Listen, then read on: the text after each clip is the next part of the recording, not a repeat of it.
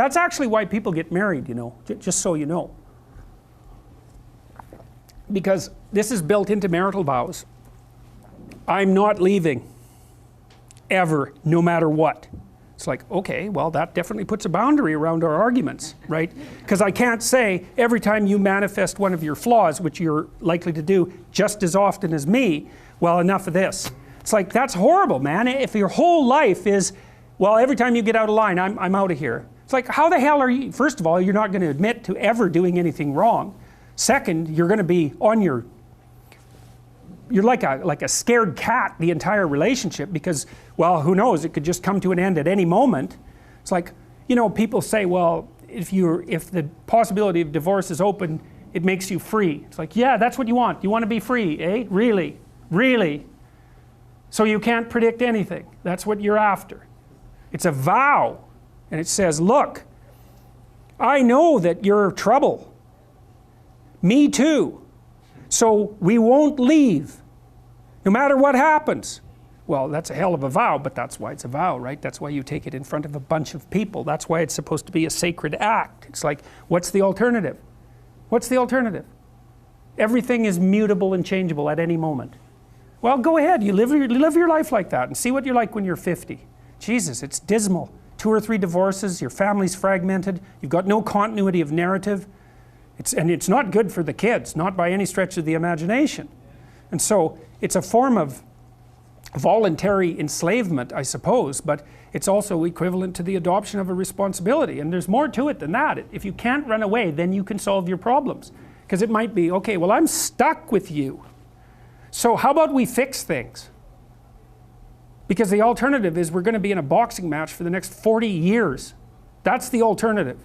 So, and you think you're going to fix problems without something like that hanging over your head? There isn't a chance. You'll just avoid them because that's what people do. It's really hard to solve problems, especially in a relationship. We're having a fight and I find out that it's, you know, because you were abused by your uncle when you were 5 or some goddamn thing. You know, it's like, it's very frequent that that sort of thing happens. There's your partner is, you know, manifesting some weird anomalous behavior. You just can't make heads or tails of it. It doesn't seem related to what you're doing at all. They don't want to talk about it. And so as soon as you bring it up, they get mad. And then you bring it up again, they even get madder and they tell you that you're not going to talk about that or they're going to leave. And so maybe you're really, really persistent because you're kind of a son of a bitch, and then they break down and cry, you know, and then they have this horrible memory that comes flooding forward that's completely, you don't know what to do with it, and then you have to sort it out. It's like, you think you're going to do that unless there's a good reason? You have to know, we better sort this out or we're going to be carrying it around for the next 40 years. That maybe is enough motivation so you'll actually try hard to solve a problem. It's a lot easier to say, well, sorry, we're not going there. But then, good, you'll have it every day, every goddamn day for the rest of your life. See, there's some additional problems with divorce that people don't really grasp when they're young. Like, the idea that you can be divorced once you have children, that's kind of a stupid idea, because you can't. You can find a limited substitute for your initial freedom. But if you have kids and you try to get divorced, the probability that that's going to demolish your life is very, very high. First of all, it's incredibly expensive. So one or both of you is going to come out of that poor. And your market value has declined. Let's say you're the woman who takes the kids. Your market value has declined radically. You're going to be poorer. The man, he's just as screwed because he is now an indentured servant and there's no escape from it.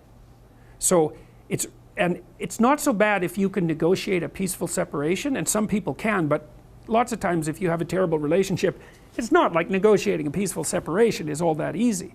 But if you're at each other's throats, good luck to you. I think it's roughly equivalent to having non-fatal cancer. It is not pleasant. It's a 10-year process, 15-year process. It'll cost you $250,000 and it'll tear a big chunk out of your life. And also it will really disrupt your relationship with your kids. And you know, you bring kids into a step-parent family, they do not do as well. Step-parents are not as good parents as biological parents, and the data on that is clear. Now, obviously there are exceptions, because there are terrible biological parents and there are wonderful step-parents. But if you look in aggregate, It's not that easy to care for children. You need everything you can binding you to them. And if they're someone else's children, mostly they get in the way of the person that you love. Right? Well, if let's say you have a child, I'll be right out. Let's say you have a child and I want to go out with you. Every second you spend with that child is the second you don't spend with me.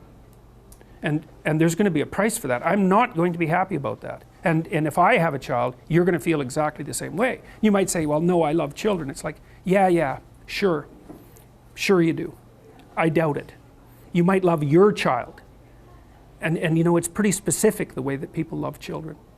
So, and the rate of abuse for kids in step-parent families is way higher than it is in biological families. There's not even any comparison.